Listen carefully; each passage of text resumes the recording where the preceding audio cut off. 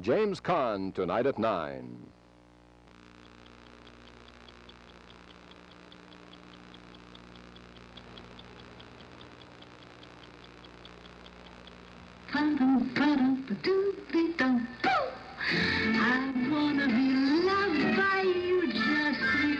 Marilyn Monroe died, officially a suicide, 11 years ago.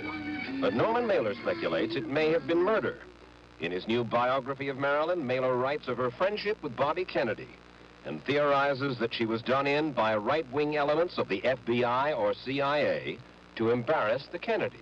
So, if she could be murdered in such a way that it would look like a suicide for unrequited love of Bobby Kennedy, it would be a huge embarrassment for the Kennedys.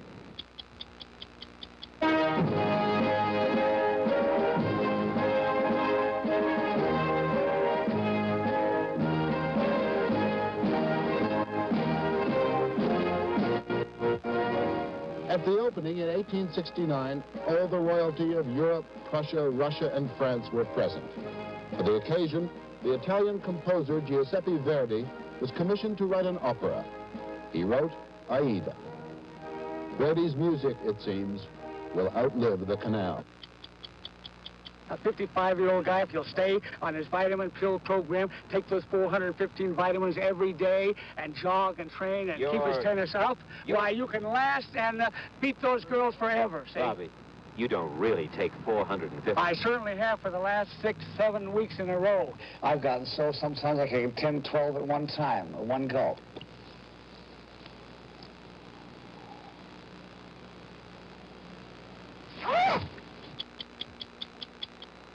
I'm Mike Wallace.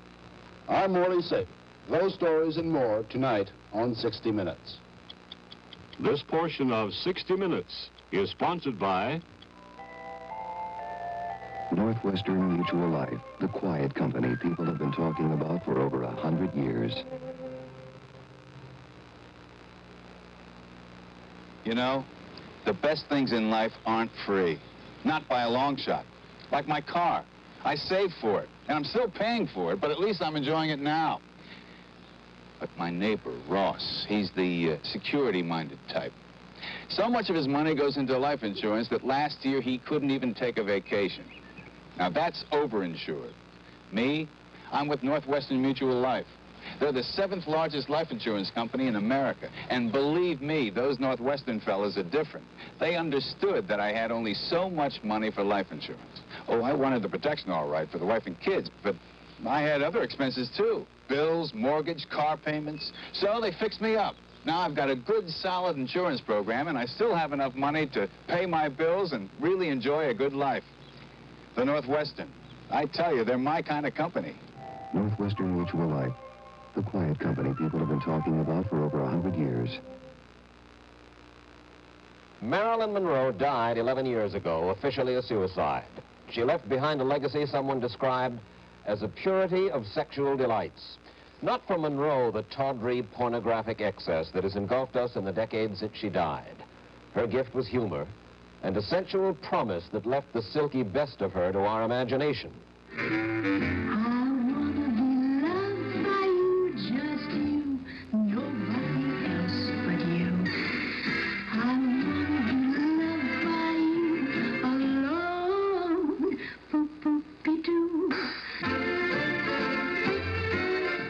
In the decade that has passed, the market for Monroe memorabilia has never waned.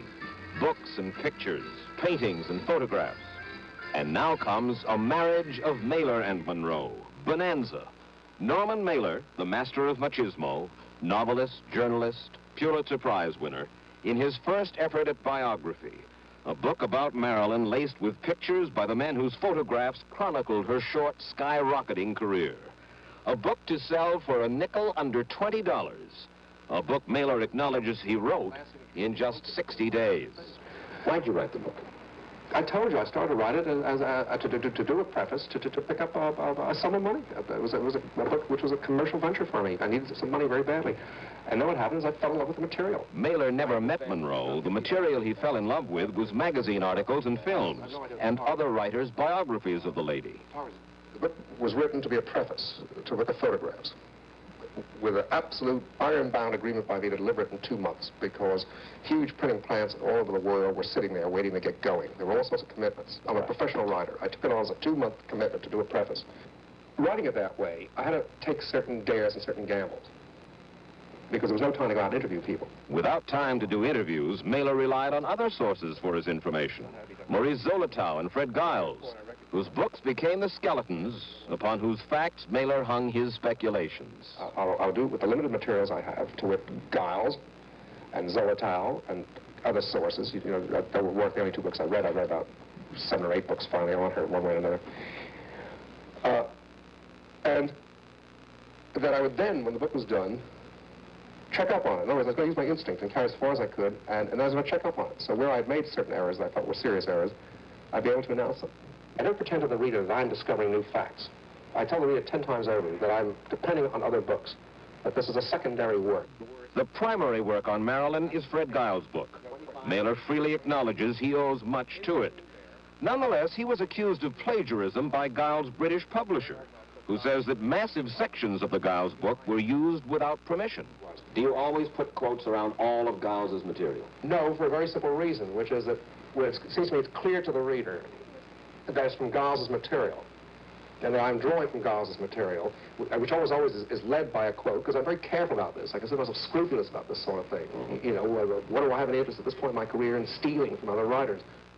If Mailer's publishers, Grosset and Dunlap, felt uneasy about the 255 quotations from Giles' book in Mailer's book, it was not apparent at the $25,000 cocktail party they threw for Mailer in Beverly Hills last month, at the time of the American Booksellers Convention. The literary cocktail party is a hoary device with publishers. Every major effort, it seems, must be launched with hors d'oeuvre and booze. Marilyn was no exception. And the author, whose financial commitments to ex-wives and children are said to be gargantuan, fully understood that if he helped to sell the book, his take, his royalties, would mount accordingly. So he bravely made small talk with bookstore owners from around the country. I haven't read this, but I hear nothing but terrific things. Well, people are just not used to me writing a book that they can read with pleasure. So they're all tickled pink. Bob Markell is editor-in-chief of Grosset and Dunlap.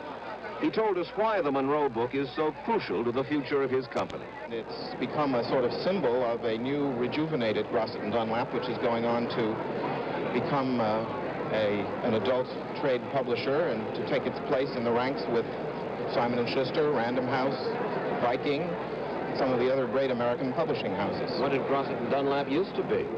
Well, it used to be thought of as the publisher of Nancy Drew and the Hardy Boys. The man whose idea the book had been from the beginning is a photographer-promoter from California, Larry Schiller. He had photographed Marilyn late in her life, and it was he who put together the financial pieces of the deal. Let me understand some of the financial arrangements, Mr. Schiller. I've been told that Grosset and Dunlap put up $100,000 in front money to Mailer and the photographers. Can you... That's correct. They gave us $100,000. 50 was given to Norman, 50 the photographers. He received approximately a third of the royalties, and the photographers received the rest. How much do you think that conceivably you might realize from this venture? Well, you must realize that the sale of the book is one thing, the publication of the story and pictures in magazines around the world is another area. Combined, the book might gross $800,000, the ancillary rights maybe $500,000-600,000, maybe $1.25 million over a 2 or 3 year period. That would be the amount of money that could possibly be earned by the photographers and Norman. And for Grosset and Dunlap? Well, they receive a third, so of those rights, you'd have to add a third to it. At the New York headquarters of Grosset and Dunlap, a huge promotion push is underway. Television specials have been lined up, plus a publicity junket for Mailer. Start off with Today Show in New York, and then we go directly to the coast. And hopefully we'll do Los Angeles and perhaps a day in San Francisco, and then fly out to Chicago, pick up 2 shows there. And that's it for Mailer to the present, and we hope to use him again in New York. And Bob Markell has a notion for an in-store counter card. Consider the possibility of simply putting on the tagline that other people have been using about this book. Just put up there, instead of any of that type, the book of the year. If Marilyn does become the book of the year, its last chapter will be the reason. For it deals in sensational fashion with Monroe's relationship with the Kennedys, both the president and his brother Bobby. Mailer hazards a bizarre theory about the cause of Marilyn's death. All Hollywood was gossiping about Marilyn having an affair with Bobby Kennedy, which I believe, in fact, she was not having, although they were dear and close friends. So, if she could be murdered in such a way that it would look like a suicide for unrequited love of Bobby Kennedy, it would be a huge embarrassment for the Kennedys. And there were people around in those days, in the CIA and the FBI, who hated the Kennedys like few presidents have ever been hated, because they had pigs. And because a lot of people in the FBI thought that Kennedy was moving to the left. That was creating a rapprochement with the communists. I'm saying that some of them may decide it wouldn't be the worst thing in the world to knock off Marilyn Monroe. You don't believe that she was murdered, though, really? Down bottom. Well, no, I don't know. I didn't know her. I say you don't believe it. If you ask me to give a handicapper's estimate of what it was, I'd say it's 10 to 1 that it was an accidental suicide. 10 to 1, anyway. At least. But I could not ignore the possibility of a murder. And do you believe that Bobby Kennedy was there, had been with her that night? It's possible. I'm asking you again. I don't know. Handicapping. I'd say it's even money. Because he was the kind of man, I think, who if That's her house?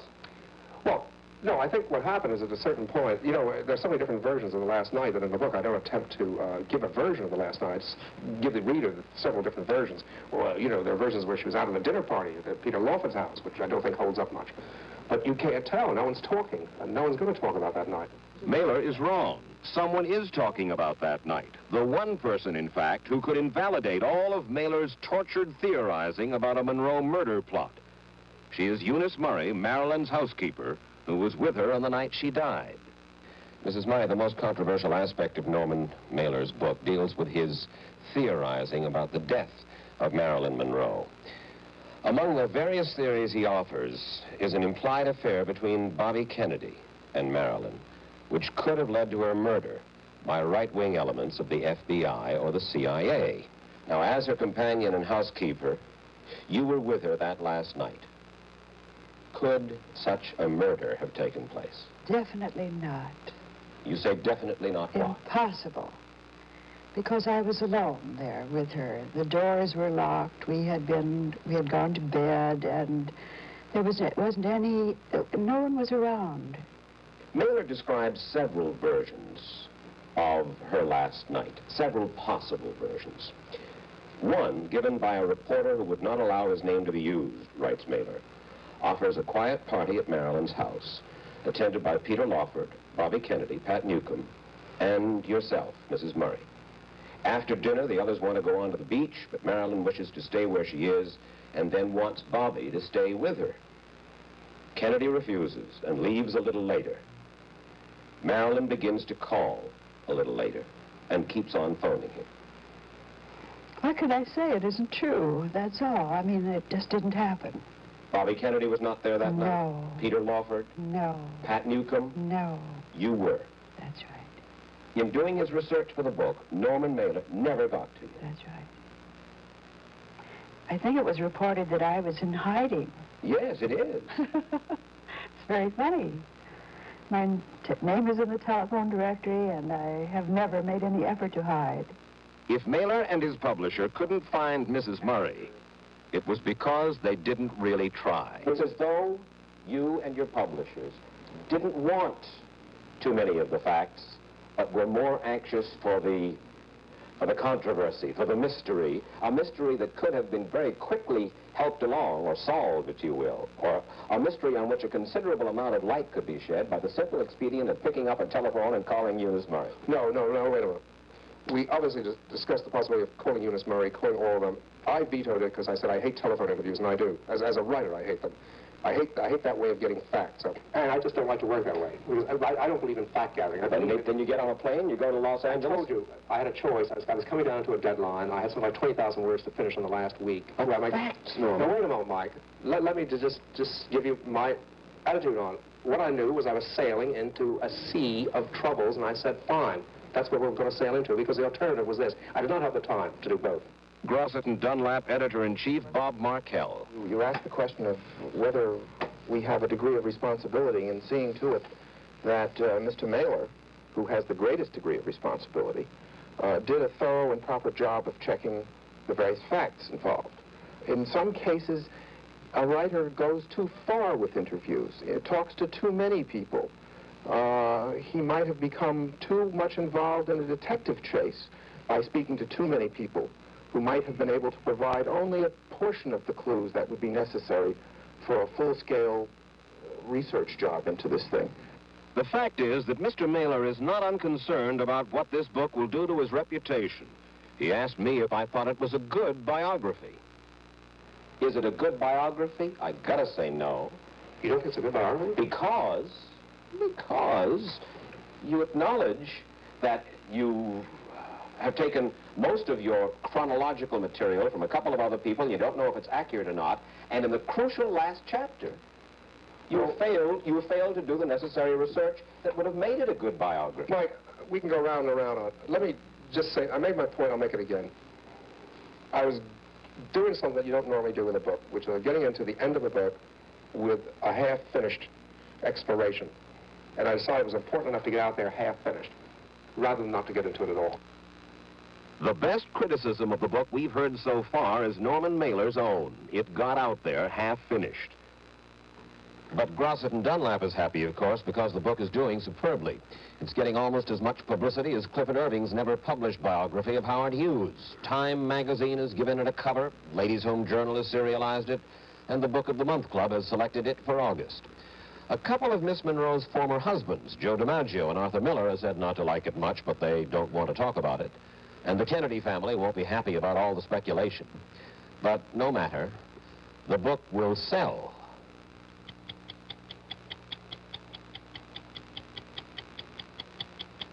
My Johnny, 10 years old and all thumbs. Got the magic touch. Can turn anything to ich. Fortunately, I have my own magic touch. Formula 409. 409 is like magic. Just spray and wipe. Goodbye grease, goodbye dirt, goodbye ich. 409 spray cleaner. Plus, thank goodness, a money-saving refill. You'll never defeat me.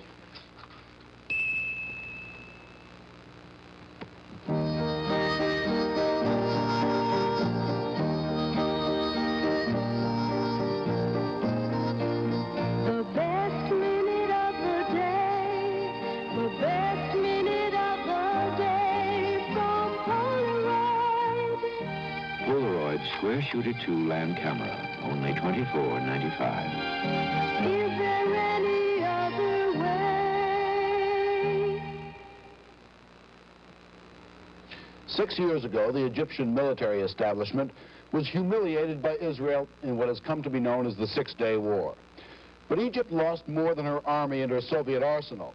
She lost the Suez Canal, which was, mile for mile, probably the most important strip of strategic land and water in the world. The canal remains closed. The Israelis refuse to budge from its east bank. Egypt has lost billions of dollars, and the world has lost an important link. But how much of a loss has it really been? Tonight we examine Suez, the canal that in its day was a kind of eighth wonder of the world. In engineering terms, in the 19th century, it was equal to man's voyage to the moon in the 20th.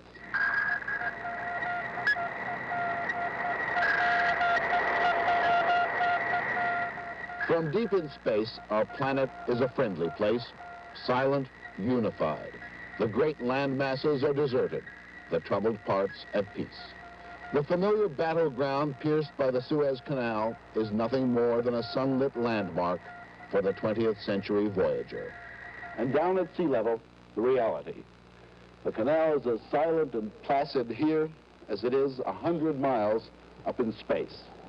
This wonder of 19th century engineering that once symbolized the economic unity of the world slowly fills up with sand.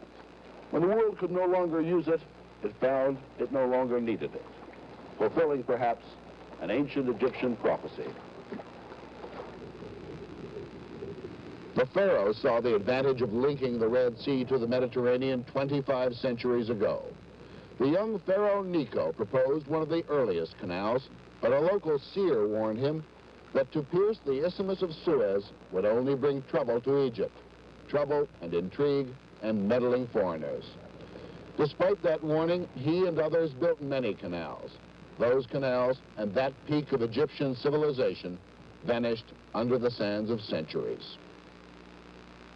It took a flamboyant French diplomat adventurer named Ferdinand de Lesseps to persuade the Khedive of Egypt to let him build his canal. He formed the Universal Suez Marine Company. It took 10 years to build, and the labor of 20,000 Egyptian peasants, using methods that had not changed in 1,000 years.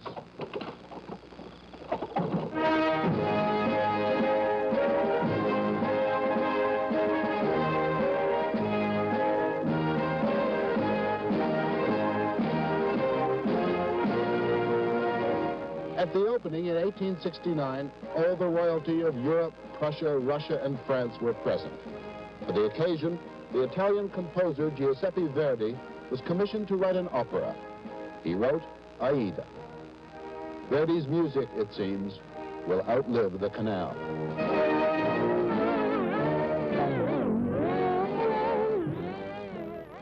A writer of the time said, "Fireworks in front of the Viceroy's palace, luxurious dinners, vintage wines, exquisite fish, partridges, wild duck." 7,000 or 8,000 people sitting down to dinner in the middle of the desert, like something out of the Arabian Nights. It was the greatest festival that Egypt had seen since the days of the Ptolemies. La Belle France in the middle of the desert. Perhaps the first and last time that the canal was a manifestation of uninhibited joy and pleasure.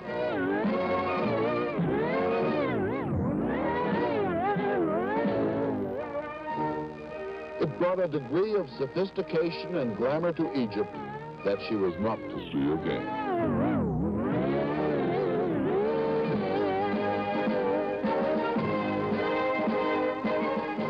The fireworks had barely died away when the great powers saw the strategic and economic advantage of de Lesseps' dream. Britain, with the help of the Rothschilds, bought a substantial share, to the delight of Queen Victoria and her expanding empire east of Suez. The savings were dramatic. On the trip to Europe from India or the Persian Gulf, nearly 5,000 miles were cut from what had originally been an 11,000-mile voyage round the southern tip of Africa. And to the east coast of America, the route was shortened by 3,600 miles. Between the two world wars, the canal prospered. In the 20s, the great Peninsular and Orient liners plied between Europe and the Far East, traveling in the grand manner.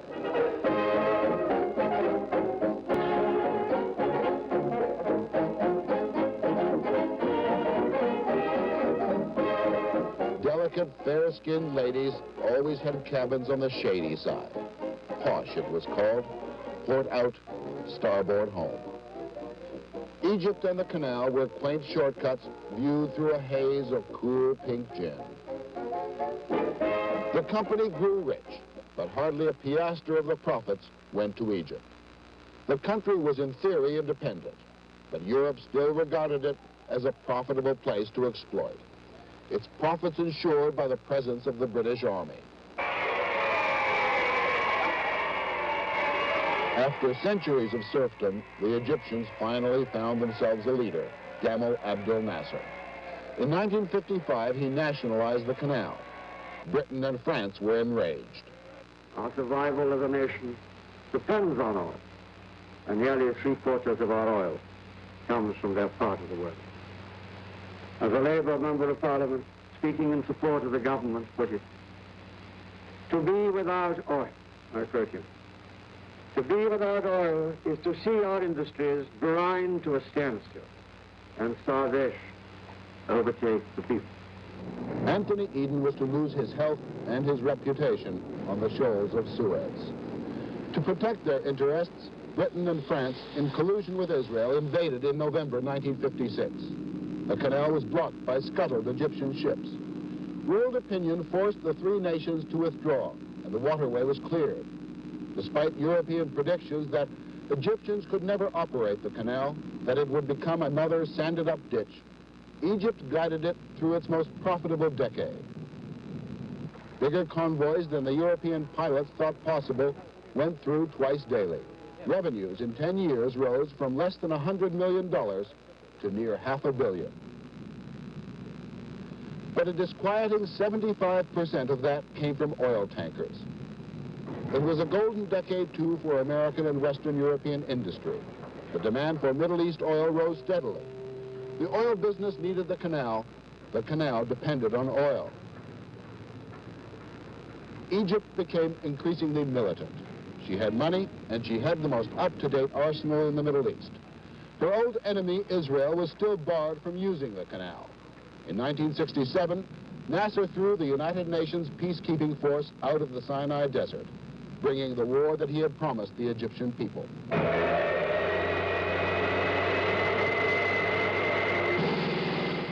In lightning strokes, Israel destroyed Egypt's air force in the first few hours of war.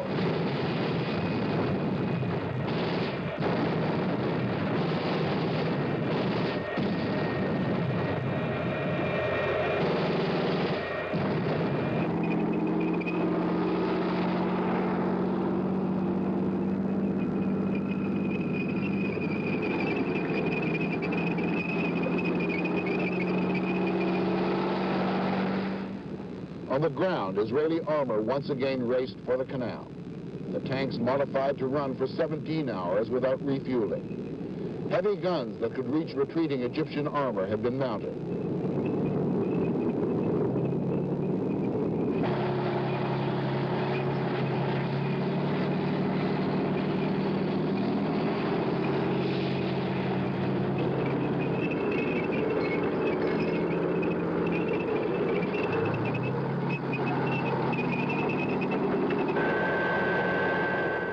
All over in less than a week. 6 disastrous days for Egypt.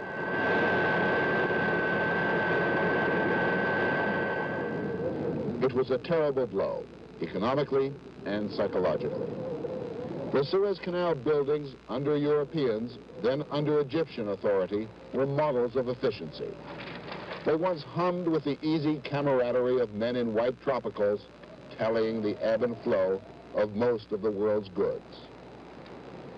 They now lay like corpses in the desert.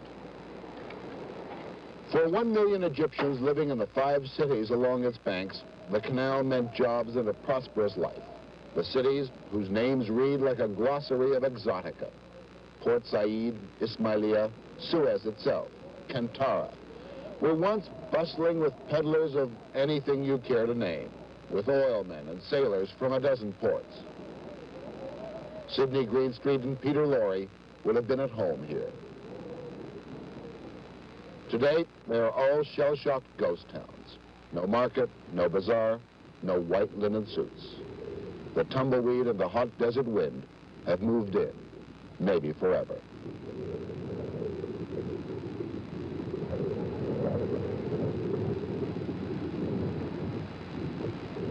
The canal again blocked by scuttled Egyptian ships. Victorious Israelis holding firmly to the east bank. And over here, on what is the de facto Israeli side of the canal that was to serve, in de Lesseps' words, for the betterment of all mankind, the canal serves, in Moshe Dayan's words, as the biggest anti-tank ditch in the world. Twice in just over 10 years, massive Egyptian armies retreated in disarray behind what was literally their nation's most valuable liquid asset. Instead of making their last line of defense somewhere east of Suez, they chose to hide behind their canal. And in so doing, they may have lost it forever. Not because it's beyond repair, not because of Israeli intransigence. What may have killed the Suez Canal is this: supertankers. Tankers far too deep, far too wide to use the canal. An unheard of 250,000 tons. The biggest ship the canal could take was 60,000 tons. But back in 1966, the Egyptians had foreseen that threat and planned for the age of the supertanker. Their Nasser plan called for doubling the width of the canal, deepening it to take the 250,000 tonners. It was to begin in '67 and be completed the end of next year. In Cairo, amid the carefully planted European gardens of the old Suez Company, the Canal Authority today is an authority without a canal, only a plan. A rather sad group who meets regularly, forever sharpening their plan, ever hopeful that the best days are yet to come, powerless to move so much as a grain of sand from Suez. The three wise men of the Canal Authority are Qasim Sultan, Ali Mahmoud, and Ahmed Amar. The canal, although it is very vital for Egypt, still it is more vital for the world navigation and also for the world prosperity. Realistically speaking, when can we expect the Suez Canal to be reopened? We would like to be given the green light tomorrow. We are dying for this as staff of the Suez Canal, but it is in the hands of the world to solve this problem. It's a pity to see it such a nice canal serving the prosperity of the world just lying dead like this. While they plan in Cairo, in shipyards in Yokohama and Hamburg, the keels are down for 500,000-ton tankers. The plans are drawn for even million-ton tankers. And the Middle East has become crisscrossed with ever bigger pipelines.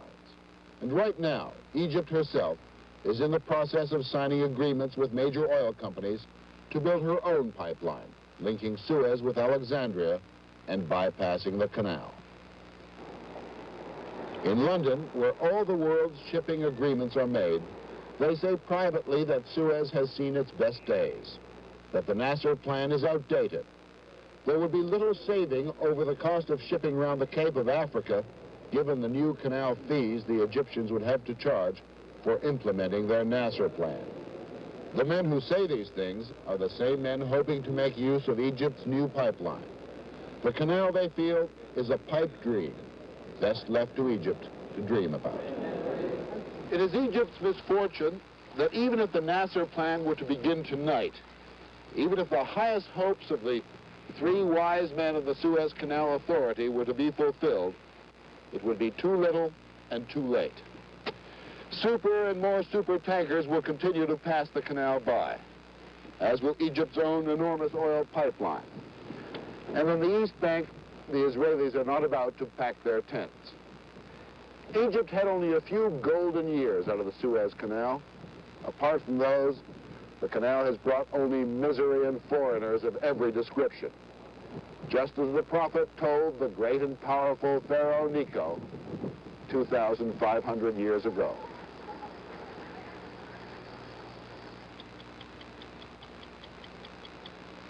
I was just down the street talking to Tom Armstrong about his new boy. He pulled out about 100 snapshots of him, and the little guy's only 6 weeks old. You know, it's kind of funny how when a man has his first baby, he starts thinking about the future and protection. Anyway, Tom asked me if I'd recommend any life insurance companies. Sure, I said. Northwestern Mutual Life. You know what he says to me? No, I was thinking of one of the big ones. So I came back with, well, how does size 7 feel, Tom? Well, he looked puzzled. So I told him Northwestern Mutual is the 7th largest life insurance company in America, and it's over 100 years old. Then he wants to know how come they're number 7, and he's never heard of them. So I told him it's simple. They've been too busy making sure their life insurance is the best around. Spend much time talking about it.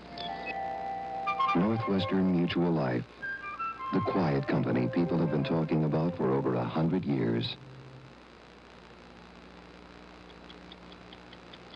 This portion of 60 Minutes has been sponsored by Northwestern Mutual Life, the quiet company people have been talking about for over 100 years.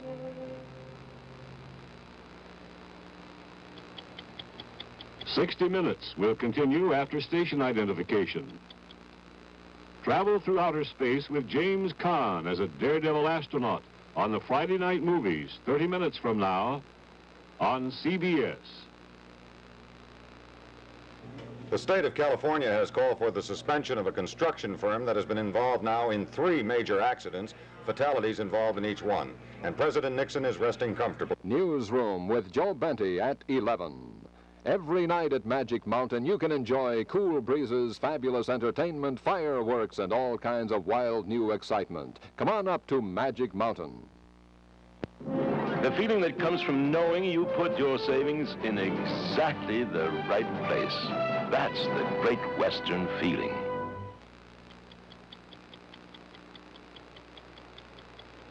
At the age of 55, most people's dreams of glory are far behind them. But at 55, Bobby Riggs sees a pot of golden glory just over the horizon.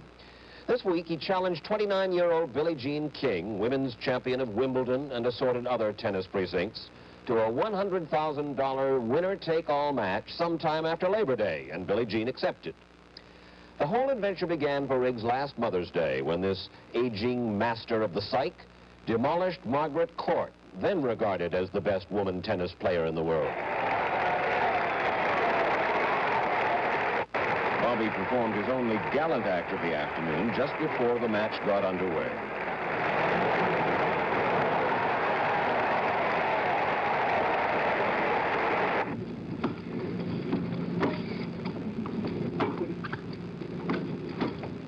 It was over almost before it began. Using an endless assortment of junk shots, pat balls, spins, twists, and lobs, Mr. Riggs forced Mrs. Court into error after error. Match point.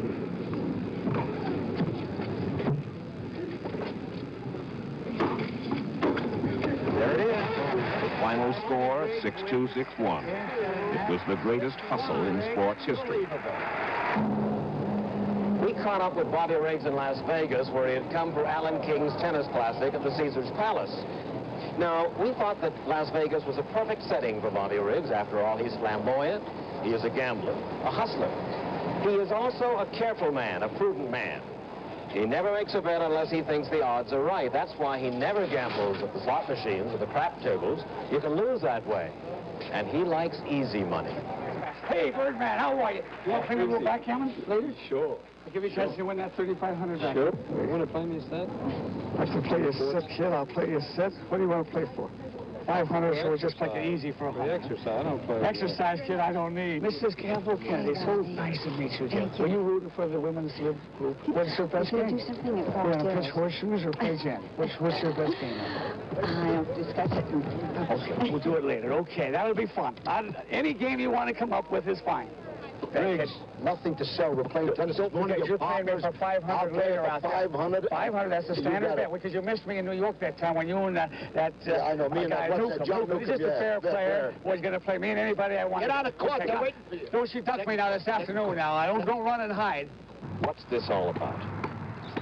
All of the running, all of the chasing, all of the betting, all of the playing. What's it all about? Well, do you do it for money, Bobby? No, I do it for fun. The sport is the thing to do. Well, how do you when I can't play for big money, I play for little money. And if I can't play for little money, I stay in bed that day. That's nothing new for Bobby Riggs. Ask John Budge. Well, I remember Bobby scared me, because when I won the National Junior Championships, Bobby won the boys of 15 and under, and Bobby one day challenged me to play for $5 at the LA Tennis Club, and not being a gambler, I thought, my gosh, if I lost $5, the world would come to an end. So he's been a gambler ever since I knew him. Gardner Malloy. Yes, I mean, he's not going to bother me, or Don Budge, or Segura, or somebody, or Gonzalez, but he'll bother anybody else because they'll let him bother. You know, they'll change on his side, he'll breathe heavily like he's about to die, and you say, I got him, and then he'll say, you want to double the bet, and so forth and so on, and it's just ridiculous if you pay any attention to him. Pancho Gonzalez. He's, you know, figured out how to create interest in the game and attract attention to himself and give the women a chance. Frank Parker. He made a name for himself, and right now he's got a bigger name than ever. There he is. Listen to Robert. Just how good a tennis player is Bobby Riggs? In 1937, a teenage Bobby Riggs challenged Frank Parker for the Eastern men's title. Riggs is in the near court as he gives another sharpshooting exhibition. No wonder he smothers Parker in straight sets and adds the Eastern title to an imposing string of victories this season. In the next 9 years, Riggs won Wimbledon once, Forest Hills twice, and he bested Jack Kramer for the U.S. Pro Championship in 1946. But soon after that, he seemed to vanish from the scene. For about 20 years, it seemed as though Bobby Riggs disappeared. Where'd you go? Commuting to a job? Commuting to the American Photograph companies, who we had our home offices at like 32nd and 7th Avenue. It was right across the street from Penn Station, so that wasn't too bad. Being a good 9-to-5 father and provider and breadwinner and so forth? Yes, I thought so. However, a lot of people tell you the only reason you got to be executive vice president, you married the boss's daughter. And I'll tell you one thing, if you want to get to the top, that's the fastest way to go. But your friends tell me that you never were really happy as a father, as a commuter, as a 9-to-5 guy. I wouldn't say that. I don't want that to be on the record, because I had the most lovely wife, most wonderful person, most understanding. I loused the marriage up. There's no question about that, because I did like to play my golf. I did like the gin rummy. I did like to be with the boys, as she used to call it, you know. You wanted to be where the action was. I would like to be, but I didn't get there nearly enough to really satisfy me. So she's made me the happiest person in the world now. She turned me loose, and here I am. I can go any place, do anything at the drop of a hat, anywhere, and I'm having a ball now. A 55-year-old guy, if he'll stay on his vitamin pill program, take those 415 vitamins every day, and jog and train and keep his tennis up, why, you can last and beat those girls forever, see? Bobby, you don't really take 450. I certainly have for the last 6-7 weeks in a row. 415 Absolutely. vitamins? If there's anything that's going to make you healthier and stronger, I'm going to go with it. Roughly here about 135 pills, and I try to take them 3 times a day. I've gotten so sometimes I can get 10, 12 at one time, one gulp. See, like this.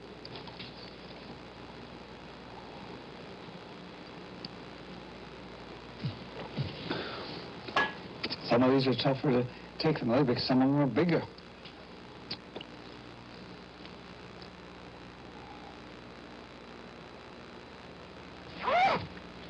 Mm-hmm. Those are those big ones. They're hard to get down. Are you a vain man? Honest. Am I what? Vain. Vain. Not at all in the sense of vainness, no. I don't care what I wear, how I look, or where I go. Well, now wait. I don't care if my car is washed or not. I don't care if I have monogram shirts or diamond pinkies or I'm just as plain as an old shoe. Am in I? the sense of being vain in that way, if that's what you mean. Am I wrong?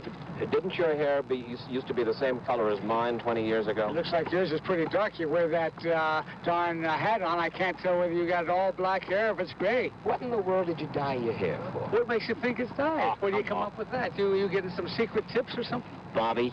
Look at that. Now, beautiful. Your hair used to be the same. Are you doing the same thing I am? What product do you use? I like Claire Oil myself. It's a fantastic product, and I can do it myself. I don't even have to go to the hairdresser. I'm not vain enough to do that, but I just like to look young if I can. I like to stay young in spirit and in a physical way. Why do I want to be a gray-haired old guy at 1 foot in the grave? I'd rather have Claire Oil do the job for me. It's beautiful, and I haven't got a dime from them yet so far for saying that. I'll bring it up later. When you come here to Las Vegas, I never see you playing the slot machines, the crap tables. How come? That's a sucker's play. You know that. You know would expect Bobby Riggs to be a sucker. They love to play the bargain hunter. See, they always are looking for a bargain, and they think they have a bargain. That's the larceny in them. They think they got something on you. They think you were stupid. You made a bad bet. They know how well they do something. They think they have an advantage on you, and I love to meet people like that. I love them to let them take advantage of me, because the tougher it is, the more kicks I get out of winning. While we were with Bobby in Las Vegas, he let 5 people take advantage of him in various competitions. He putted against Joe Louis, shot free throws against NBA pro Dick Van Arsdale, and played tennis against Paul Anka and Steve Lawrence, holding a valise in his left hand and dodging 8 chairs that he had placed on his side of the court. He even had time for a poker game and for a session of flipping cards into a basket. Watch what happened, and you'll see why Sports Illustrated says, never bet against this man. This is Art Tilton, who is associated with Ponce Segura in the tennis world. Great player and a great teacher, and the guy has a lot of guts to play me poker, I'll tell you that. I'll kill him. I'm rusty when it comes to golf, so we got to start out with the theory that, of course, you can beat me on this putting green. So you give me 1 up on the first 9. If you beat me, I get 2 on the backside. And if I win that Nassau, we come back and I play you even up on the next go-around. Tell me you shot like 85 to 90% average. And that's in a game with guys all over your tire. Here you're just out here. Nobody was talking to me there. Are you ready, Lordy? I'm going to shoot first and put the pressure on you. Put it on. Okay, ready, set, go. Hey, sit back. You're supposed to have your back in the chair. I'm sitting on the chair. What are you doing, trying to rattle me?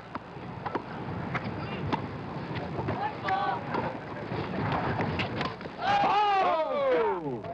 Okay. We got to remove a couple of chairs now. You guys got me point man. All right, get a good streak going. That's what, 3 in a row? Yeah. 4? All right. I wish they had a net in there. It's so much more fun. You can swish them through.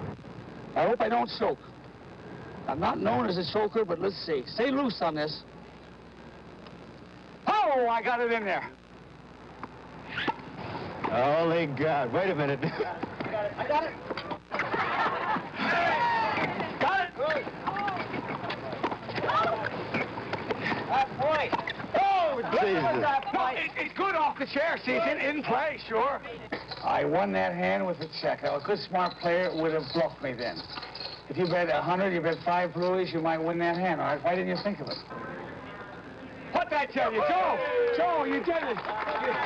You saved the press bet, Joe. You only go for 2 ways, the original 9 and a Nassau. You're beautiful. Tomorrow I'll give you a chance to double up and get even. I don't guess there's any question who's the champ between you and me in this game, right? Yes, you sir. concede? You concede? I concede on 2 this out of match. 3, you lost. Now, see, you got to have a faster shoot like this, see? Like that, see? I like the bank. Gotta drill them in there like that, see? I get more action on the thing. I got a better toss than you. You see that. Yes. I want you to know I never quit on anybody, and you're entitled to return match. Just name the date, the amount, and where you want to play. You're 55 now. Look ahead 20 years. Bobby Riggs is 75. What'll he be doing? I'll be playing in the 75 and over championships of the world, and I'll be going around challenging anybody that age and over for a $50,000 winner-take-all match. I hope. I'll be playing lots of handicap matches. I'll have a barrel of money put away by that time, more than I'll ever be able to need, and the young players around, I'll have terrific fun. I'll say, listen, if you kids can beat me now, you got to put park benches on the court and wear an overcoat. But I'd like to win. I'll want to be on that #1 court, on the stage, want to be playing, want to be having fun, want to be alive, want to be part of the thing. Get all the money in the world, and you win, or sitting in a rocking chair and drinking mint juleps with a rocking chair and had all the money in the world. What fun is that? Bobby, how long are you going to live? I'm going to live minimum 95, and I'll be challenging you right now that I make it to 100. You want to give me the right odds, I'll go for it. At 100, his tennis strokes, his putting, his free throws, and his poker game would probably have slowed down some. But we'll give you odds of 10 to 1 that his mouth will still be going strong. Wally? Well, Mike, Billie Jean King has quite a mouth of her own. We discovered that when we followed her on the tennis circuit. Get this point. Come on, baby. Come on.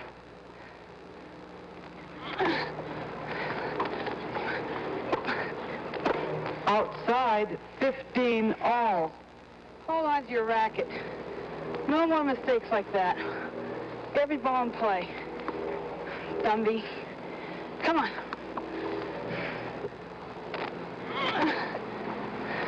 Double fault.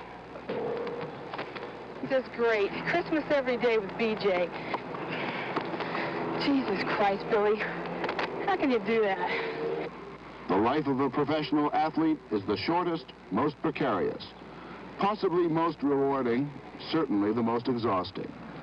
An hour of road work each day, 2 or 3 hours of practice, and usually a match, sometimes 2, in smart country clubs and forgettable tank towns. I'd like to get up one day, she says, and put on a real dress that's not wrinkled, and makeup, and not take 2 or 3 showers, and just look beautiful all day long. I think people think I must be the toughest little old lady that ever lived when they see me play tennis. But I don't think I'm so tough off the court. On the court, she demonstrates a rare combination. She has the flair that makes for a great performer, and skill really never seen before in women's tennis. She plays the game like a man. I'll be honest with you, I can go on the court against a fellow, and even if I can beat him, I don't want to. Because I tell you, some fellows have such a bad ego trip that it's not worth it. She is not the darling of the white flannel set, who like to think of tennis as an elite game for the quiet, gentle, and rich. She belongs to the gallery, a people's player.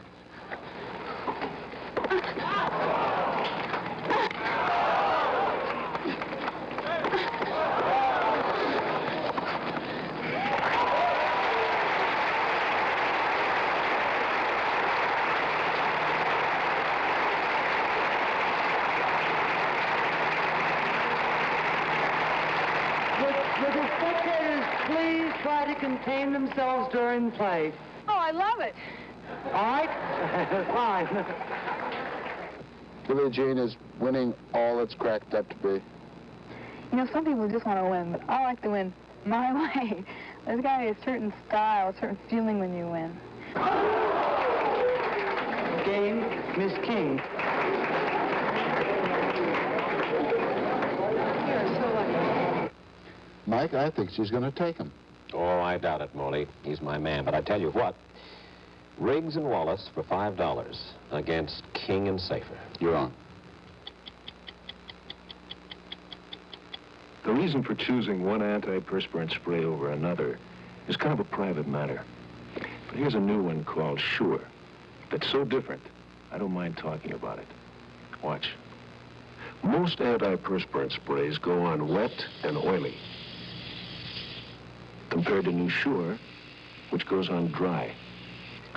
Now, I'm not saying this proves New Sure keeps you drier. In fact, there's only one place you can prove that to yourself, under your own two arms, and that's where it counts. Try New Sure on your left side, and the antiperspirant spray you like best on your right side.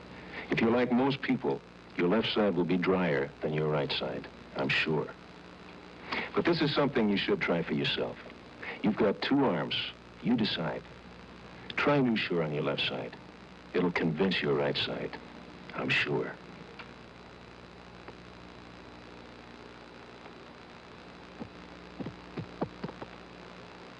Oh, does my stomach feel lousy? Maybe you're coming down with something. Yeah, with your sister's cooking. Or maybe you're just upset. My stomach's upset from your sister's cooking. Well, he does need help. She needs help. I need help. Here. Pepto-Bismol works no matter what upsets your stomach. It coats and soothes. It's a kind of protective coating between the upset and the stomach. Pepto-Bismol. And that settles that. Tools are my living. I use 3-in-1 oil to help prevent rust and keep my tools working better and lasting longer. Here's a tip. These two workmen have identical saws. We'll wipe this one with 3-in-1 oil. 3-in-1 oil with LubriShield makes the oiled saw slippery, so it cuts easier, faster. Use 3-in-1 oil to help prevent rust, so tools work better, last longer. And for repairs, use genuine plastic wood. Next best thing to wood itself. Pornography in the law is very much a subject of current debate, particularly in view of the Supreme Court's recent decision to leave it to local communities to decide what is pornographic and what is not. Herewith, point counterpoint. Tonight's debate stems from the Supreme Court's recent opinions on pornography, holding that there is such a thing at law as obscenity, that it's not protected by the First Amendment, and that within careful limits, applying to hardcore stuff only, local communities can invoke state laws to suppress it. With a good many doubts and reservations, Nick, I support the court's view. I'd like to see the new guidelines given a reasonable try. This is because I believe the hardcore stuff is a social evil, like pollution in a river. And like billboards on a scenic highway, or sound trucks in a quiet neighborhood, or false cries of fire in a crowded theater, I believe that pornography can be lawfully excluded from First Amendment protection. If juries can define what is negligence, or what is an eyesore, or what is disorderly conduct, all of them elusive terms at law, juries can define obscenity, too. But my own view, Nick, is that on balance, censorship does more harm than even hardcore pornography to a healthy society. But most people disagree with me on that, and I respect their concern. They're entitled to conclude, even if they can't prove it, that just as good books elevate and inspire, so bad books degrade and debase. And if those opposed to pornography will now show restraint, be reasonable, and leave serious works alone, we may yet cleanse our river of robust ideas of some of the pollution that fouls it now.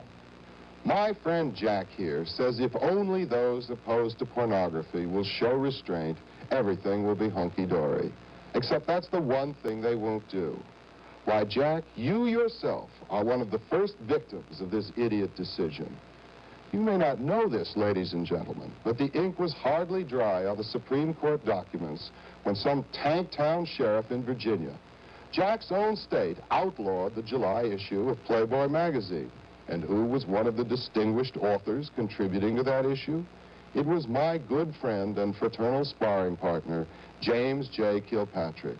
My boy Jack, banned and branded in his own state as a vile writer of pornography and a purveyor of filth. Well, you had me fooled, Jack, old buddy. I always had you pegged as a fair and square conservative, and a darn good writer, too.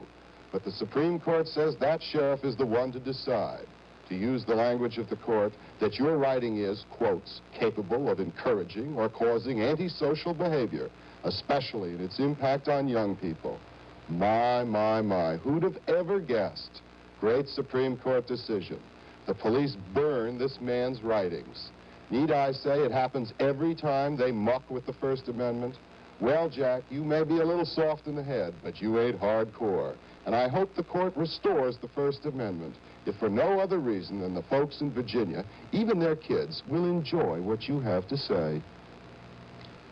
Our discussion about Watergate with 6 members of the Kiwanis Club of Noblesville, Indiana, brought a fair amount of mail. One viewer wrote, "I'm glad to see people finally giving the president the benefit of the doubt." But another viewer claimed, "Noblesville is the birthplace of the John Birch Society, a group which insists any means justifies the end. Not all Hoosiers embrace this fallacious logic. Count us, too." About our story on the U.S. Postal Service, we heard from several postmen. One wrote, "The reason United Parcel Service shows a profit and the U.S. Postal Service does not is that the private company accepts only profitable business. United Parcel says not true." And another postman said, "Our competitor, United Parcel, isn't so efficient. At times, I've been stopped by their drivers asking for directions where to make deliveries." And finally, about the Postmaster General's suggestion for speeding up the mail, a viewer wrote, he stated that a 10-cent stamp would improve the efficiency of the postal carriers. It's like saying that the cow will be more productive if you charge 50 cents for a quart of milk. I'm Orly Safer. I'm Mike Wallace, and we'll be back next Friday night with another edition of 60 Minutes. You're watching Racing History in the Making. Richard Petty in the STP Oil Treatment Special, on his way to an unprecedented 4th NASCAR Grand National Championship. One big reason he won, he didn't take chances with his engine. He got the racer's edge with STP Oil Treatment. And so can you. Add STP to your oil. Make Richard Petty's edge your edge.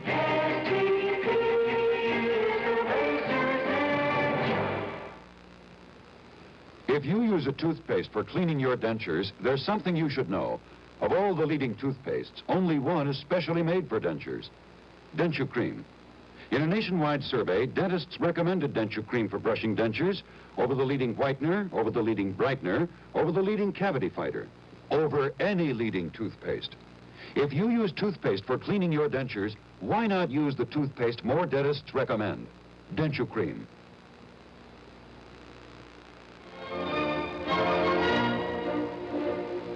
Juan Perón advances closer to assuming power in Argentina, and President Nixon resting comfortably tonight in the hospital. I'm Joseph Benty. I'll have details on those stories and all the news tonight at 11 from the KNXT newsroom.